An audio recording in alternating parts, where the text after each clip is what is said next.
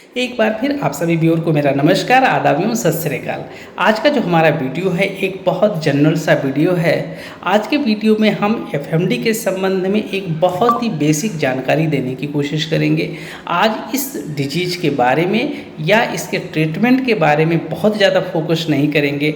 आज हम बेसिकली इसके जो टीकाकरण, जो इसका वैक्सीनेशन होता है, इसके बारे में डिटेल में बताएंगे और जो छोटे छोटे आपके क्वेश्चंस होते हैं उसका जवाब हम देने की कोशिश करेंगे।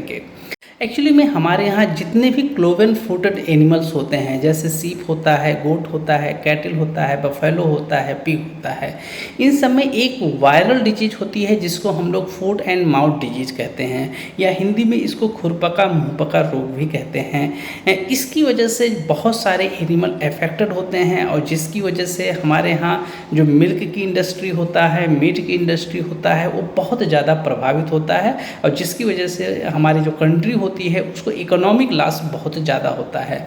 इस केस की जो मॉर्बिडिटी होती है वो बहुत ज़्यादा होती है, लेकिन मॉर्टिलिटी जो होती है वो बहुत कम होती है। तो इस बीमारी से छुटकारा पाने के लिए हमारे यहाँ national animal disease control programme या राष्ट्रीय पशु रोग नियंत्रण कार्यक्रम के अंतर्गत FMDCP या इसका टीकाकरण अभियान चलाया जाता है और जिस अभियान के तहत कोशिश किया जा रहा है कि इसको जल्द से जल्द अपने देश से इसको इरेडिकेट कर दिया जाए, मतलब ख़त्म कर दिया जाए। आइए सबसे पहले इस बीमारी के बारे में थोड़ी सी जानकारी प्राप्त कर लेते हैं। एक्चुअली में FMD जो होता है एक वायरस होता है जिसको एफ्थो वायरस कहते हैं, या इसी का दूसरा नाम पिकोर्ना वायरस होता है, इसकी वजह से होता है। इसके 3 बेसिक स्ट्रेन होते हैं, O, A और एशिया 1। ये 3 स्ट्रेन ऐसे इसके होते हैं जो इंडिया में प्रभावशाली होते हैं और इन्हीं की वजह से ये समस्या पैदा होती है। इसमें अगर हम ट्रांसमिशन की बात करते हैं तो डायरेक्ट कांटेक्ट से भी होता है, या जो कंटामिनेटेड फीड एंड वाटर की इनटेक अगर कोई नॉर्मल एनिमल कर रहा है उसकी वजह से भी होता है, ईयरबोर्न इन्फेक्शन की वजह से भी होता है, और या जो सकलिंग कॉफ होते हैं जो माँ का अपने दूध पीते हैं उनकी वजह से भी हो जाता है। अगर हम सिम्टम्स की बात करेंगे तो सबसे पहला सिम्टम्स आप देखेंगे इसमें प्रोफ्यूज सलाइवेशन होता है, मतलब मुँह से उसके झाग बहुत ज़्यादा आने लगता है। इसके बाद आप देखेंगे उस एनिमल्स में जो टेम्परेचर होता है वो बहुत ज़्यादा हो जाता है, 104 से लेकर के 106 डिग्री फ़ारेनहाइट तक हो जाता है। इसके बाद आप देखेंगे वो एनिमल खाना पीना छोड़ देता है। फिर आप देखेंगे जो ब्लिस्टर होता है या वेसिकल्स बोलते हैं, या आगे चल के ये अल्सर में कन्वर्ट हो जाता है। ये सारी चीज़ें आपको उसके टंग में दिखाई देंगी, उसके डेंटल पैड में दिखाई देगा, उसकी जो ओरल म्यूकोसा होती है वहाँ दिखाई देती है, इंटरडिजिटल स्पेस जो खुर के आसपास का एरिया होता है वहाँ आपको दिखाई देता है। इसके अलावा उस एनिमल के टीथ के ऊपर आप देखने को पा जाएंगे, उसके अडर के ऊपर ब्लिस्टर या अल्सर देखने को पा जाएंगे। तो इस तरीके के ये सिम्टम्स वो शो करता है।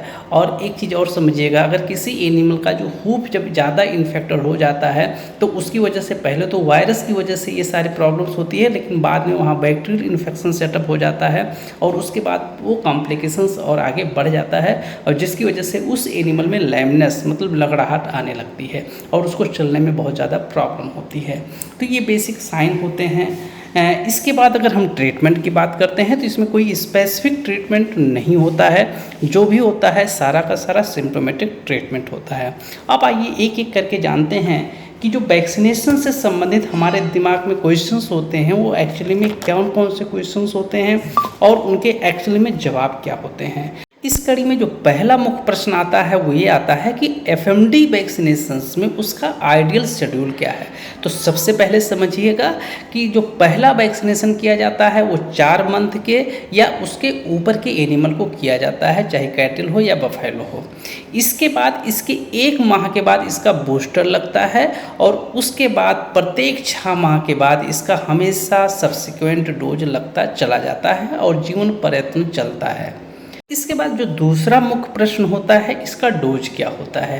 जितने भी हमारे लार्ज एनिमल हैं, चाहे कैटल हैं चाहे बफेलो हैं, इन सबको जो डोज लगता है 2 ml और डीप इंट्रामस्कुलर लगाना होता है। ध्यान दीजिएगा, अगर सबकट लग जाएगा तो गांठ बन जाएगी, इसलिए इसके लिए स्पेशली रिकमेंडेड होता है ये डीप इंट्रामस्कुलर होता है। और जो हमारे स्मॉल एनिमल होते हैं जिसमें सीप आता है, गोट आता है और हमारे पिग आते हैं, इनको 1 ml डीप इंट्रामस्कुलर इसमें भी रिकमेंड किया जाता है। इसके अलावा जो तीसरा मुख्य प्रश्न है वो ये है कि किस टाइप के एनिमल को हमको एफएमडी वैक्सीन नहीं लगाना है। तो इस कैटेगरी में जो पहला नाम आता है, जितने भी हमारे सिक एनिमल होते हैं, बीमार एनिमल होते हैं, उनको आपको वैक्सीनेशन नहीं करना है। जो दूसरा नाम आता है, ऐसे एनिमल जिनकी एज 4 माह से कम है, उनको एफएमडी वैक्सीनेशन आपको नहीं करना है। इस कैटेगरी में जो तीसरे आते हैं, ऐसे एनिमल जो अभी इनका पार्चुरेशन हुआ है, वो बच्चे दिए हुए हैं और बच्चे दिए हुए 1 माह हुआ है, उस एनिमल का भी, उस गाय या बफेलो का भी आपको वैक्सीनेशन नहीं करना है।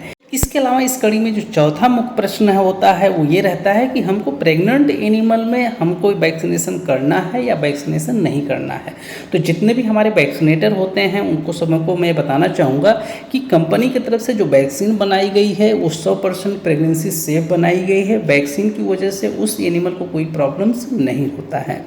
लेकिन हम लोग जो वैक्सीनेटर को सलाह देते हैं वो ये देते हैं कि अगर हमारा जो एनिमल है, अगर वो प्रेग्नेंट है और उसकी लास्ट मंथ चल रहा है या बेसिकली लास्ट ट्राइमेस्टर चल रहा है, तो उस कंडीशंस में उस एनिमल को आप वैक्सीनेशन न लगाएं। इसका मेन कारण ये होता है कि कई बार जब हम वैक्सीनेशन करने के लिए जाते हैं और उस एनिमल को स्ट्रेन करते हैं, तो स्ट्रेनिंग प्रोसेस में वो एनिमल इतना ज़्यादा प्रेशर ले लेता है, इतना ज़्यादा स्ट्रेस ले लेता है कि उसकी वजह से एबॉर्शन हो जाता है।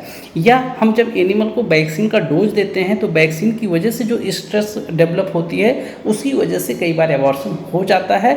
लेकिन ध्यान दीजिएगा, ये जो भी एबॉर्शन होता है वो हमेशा स्ट्रेनिंग की मिसहैंडलिंग से होता है और वो एनिमल अगर एक्स्ट्रा स्ट्रेस ले लेता है उसकी वजह से होता है, वैक्सीन की वजह से नहीं होता है। लेकिन ये बात पशुपालक नहीं समझ पाता है और हम पशुपालक को उस समय समझा भी नहीं पाते हैं।